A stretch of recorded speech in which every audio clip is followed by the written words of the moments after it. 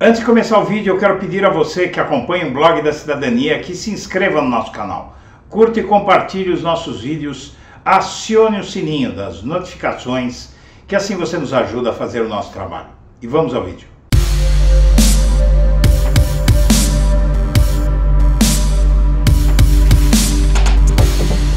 Bom dia, senhoras e senhores. Hoje é 30 de março de 2023, são 8 horas da manhã. E o partido de Bolsonaro discorda da volta dele ao Brasil neste momento, e membros do partido acham que a volta de Bolsonaro, inclusive, ajuda Lula. Membros do partido consideram que esse presidente poderia ter esperado mais 2 meses para voltar. Em conversas, integrantes do PL admitem desacordo com a volta de Bolsonaro nesse momento e dizem que por eles ele ficaria mais uns 2 meses nos Estados Unidos. A avaliação é de que ele chega no momento em que a oposição estava surfando, ganhando terreno às custas das dificuldades, inclusive que o próprio Bolsonaro legou ao Lula, como o episódio com o Sérgio Moro, que uniu a mídia, que era totalmente anti-Bolsonaro, e que, para defender Moro, esqueceu do Bolsonaro, esqueceu que o Moro aderiu ao Bolsonaro e passou a atacar Lula. No país, Bolsonaro vai atrair atenção para suas debilidades. E tem razão o PL. O Bolsonaro, no Brasil, ele vai lembrar aos esquecidos, não só da direita, como da esquerda, que já estavam criticando o Lula. Como a gente sabe, no mês de março que está terminando, o Lula sofreu ataques de todos os lados, sofreu ataques por conta de política econômica, das críticas ao Banco Central.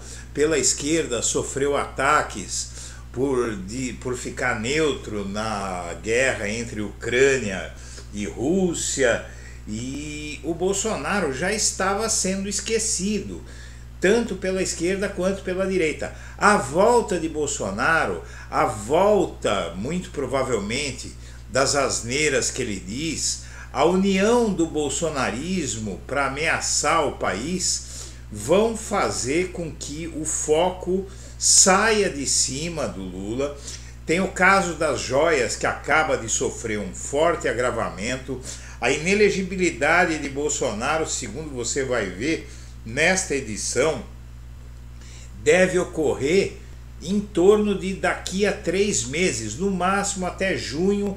O Bolsonaro está ficando inelegível para qualquer campanha eleitoral, para qualquer cargo público pelos próximos 8 anos.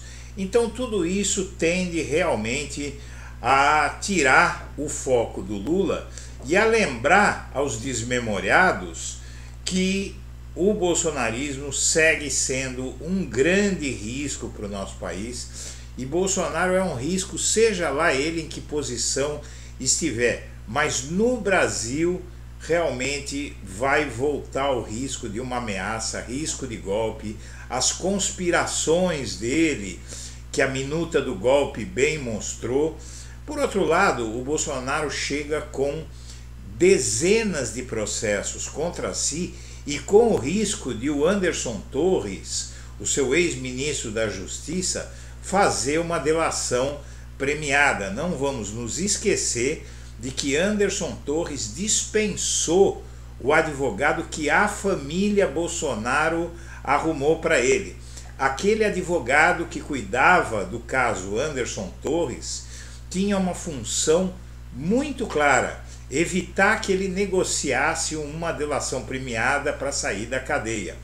Já está claro para Anderson Torres que ele não sai da cadeia se não for caso ele faça uma delação e revele sobre Bolsonaro o que querem que ele revele, que é a participação do Bolsonaro na minuta golpista que foi encontrada na casa de Anderson Torres. Então, realmente, aqui o Blog da Cidadania concorda ipsis literis com essa análise do partido de Bolsonaro. A volta dele para o Brasil vai barrar os ataques que o Lula já estava recebendo de todos os lados, apesar de seu governo, na prática, ter no máximo 1 mês e meio, porque metade do tempo, metade dos 90, cerca de 90 dias em que ele está no poder, cerca de metade desse tempo foi gasto para recuperar a capital federal destruída no seu centro administrativo pelos ataques bolsonaristas, pela intentona golpista de 8 de janeiro. E o ritmo do processo de Bolsonaro no TSE deve fazê-lo ficar inelegível ainda neste semestre. O processo contra ele pode ser concluído até o fim de junho e ficar pronto para julgamento. O ritmo do processo que julga Bolsonaro por crime eleitoral, ao convocar embaixadores ao Palácio do Planalto, é o que está mais adiantado, e deve ser esse caso, em meio a tanta coisa que há para deixar o Bolsonaro inelegível, esse caso dos embaixadores não tem defesa contra o Bolsonaro. Não há dúvida do que ele fez, e não há dúvida de que é ilegal, e não há dúvida de que ele usou o Itamaraty, a diplomacia brasileira, os palácios da República, para fazer uma campanha eleitoral que colocava em dúvida a possibilidade de ele perder a eleição. Então, esse que é um dos processos no TSE mais antigos contra Bolsonaro, deve ser aquele que vai, inclusive, impedir que os sem noção desse país voltem nesse cara de novo.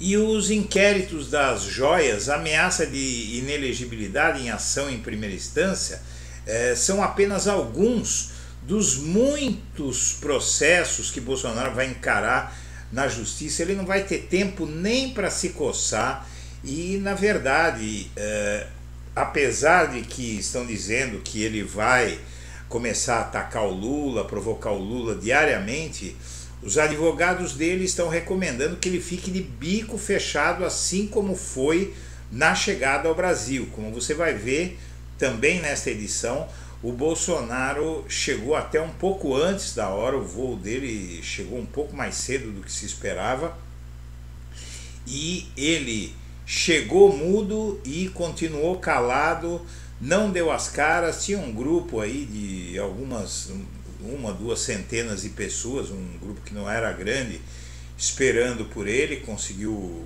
burlar a segurança, estava dentro do aeroporto com as bandeiras, tal, mas todo mundo bem quietinho, tal, e não aconteceu nada. Bolsonaro saiu por uma porta lateral, dentro da PF foi buscar ele dentro do avião, e o Bolsonaro vai ter que pensar muito bem se ele quer mesmo aparecer muito, não é, no momento em que dezenas de processos contra ele estão tramitando no TSE, no STF e na primeira instância. E o Flávio Dino bem lembra a todos que o retorno de Bolsonaro é uma bomba a ser desativada.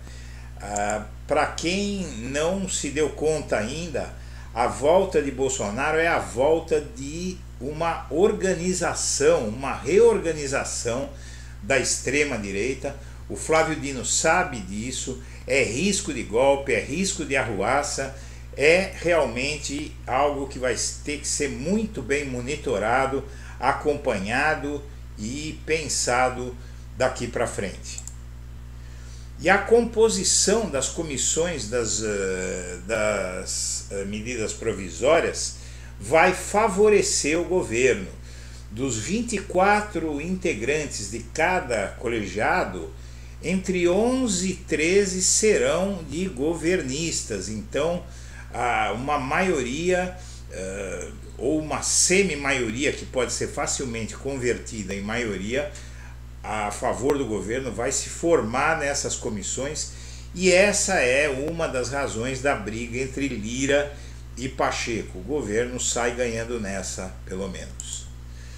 E na reunião com a CPI distrital, a CPI da Câmara Distrital do Distrito Federal, que é formada, que é uma CPI séria, foi até Alexandre de Moraes pedir a ele para compartilhar investigações com aquela CPI sobre o golpe de 8 de janeiro, e uma deputada golpista que estava nesse grupo de membros da CPI chegou a dizer para o Alexandre de Moraes que as manifestações contra a eleição de Lula, tudo aquilo eram legais, eram corretas, e o Alexandre de Moraes disse a ela o seguinte, que defendeu o que ela estava defendendo da cadeia, e ela calou a boquinha e ficou quietinha. E o Bolsonaro deixa os Estados Unidos sob aplausos dos endinheirados que estavam lá em Miami, visitando a Disney, não é? Torrando dinheiro. E, na verdade, o Bolsonaro confunde isso com o povo. Quem está, nesta época do ano, com o país trabalhando, lá em Miami, de férias, usando a camisa da seleção, com os filhos, não chega a ser bem o perfil do povo brasileiro, né? O povo brasileiro está trabalhando duro, de sol a sol. E esses endinheirados ficaram lá aplaudindo o Bolsonaro, e para ele o povo é isso, porque ele não sabe direito o que é e quem é o povo brasileiro. E sob ameaça de juiz da Lava Jato, sob ameaça o juiz da Lava Jato pede carro blindado e pistola. Desde que ele assumiu a cadeira que já foi de Sérgio Moro, Eduardo Apio tem adotado medidas incomodando os antigos protagonistas da Lava Jato. Mas o mais impressionante é o seguinte, ele diz que está recebendo ameaças por estar questionando Moro e Dallagnol. Então realmente é preciso que as autoridades investiguem isso direito, porque é inadmissível que um ex-juiz de direito e um ex-procurador da República tenham grupos fazendo ameaças de morte a uma autoridade como o novo juiz da Lava Jato. E o Lewandowski pede para a Procuradoria-Geral da República um parecer sobre a acusação de Tacla Duran a Moro e Dallagnol. O processo contra esses dois está voando no STF e eles estão tentando, o Moro inclusive está tentando tirar o processo dele do STF a qualquer preço, porque no STF a condenação dele e do Dallagnol é mais do que certa, porque o STF não esqueceu os motivos que o levaram a considerar Moro suspeito para julgar Lula.